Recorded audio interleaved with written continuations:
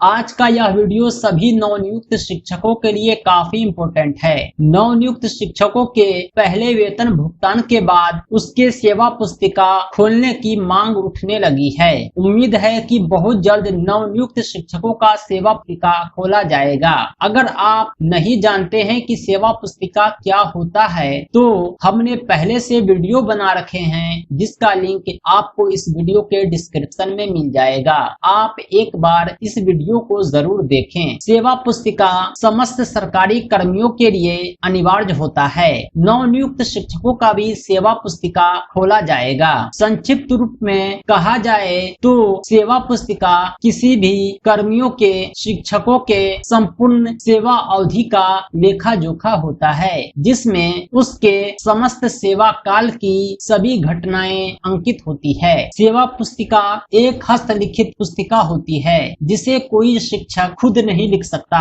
बल्कि इसे किसी और से लिखवाना पड़ता है। उसके बाद आपके नियोजन इकाई के सचिव इसे अंतिम रूप देते हैं। राज्य में नवनियुक्त शिक्षकों की सेवा पुस्तिका खोलने और उसके संधारण की प्रक्रिया अविलंब शुरू करने की मांग परिवर्तनकारी शिक्षक महासंघ ने राज्य सरकार से की है। परिवर्तनकारी शिक्षक महासंघ के प्रदेश कार्यकारी संयोजक नवनीत कुमार और प्रदेश संगठन महामंत्री शिशिर कुमार पांडे ने मुख्यमंत्री, शिक्षा मंत्री एवं शिक्षा विभाग के अपर मुख्य सचिव को संबोधित ज्ञापन में नवनियुक्त शिक्षकों की सेवा पुस्तिका के संधारण का कार्य शुरू करने की प्रक्रिया अविलंब शुरू करने का अनुरोध किया है। ज्ञापन में कहा गया है कि नवनियुक्त शिक्षकों की सेवा पुस्तिका के संधारण का कार्य अब तक किसी भी जिले में शुरू नहीं हुआ है। इसके साथ ही स्थानांतरण, प्रोन्नति एवं शिक्षकों की अन्य समस्याओं के निराकरण के लिए संगठन का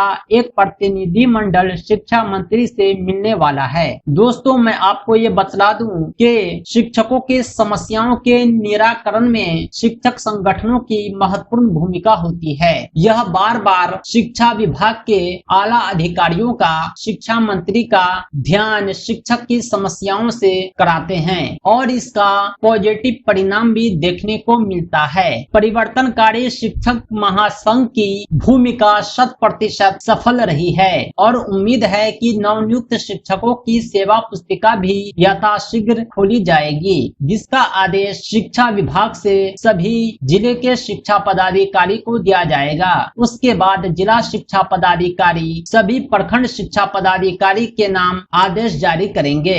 दोस्तों, आगे की अपडेट से हम आपको अवगत कराते रहेंगे। अगर आप नवनियुक्त शिक्षक हैं तो अपने समस्त सूचनाओं के लिए हमारे YouTube चैनल टीचर रहमत को जरूर सब्सक्राइब करें। विशेष सूचनाओं के लिए, इंस्टेंट अपडेट के लिए आप हमारे चैनल की सदस्यता जरूर लें।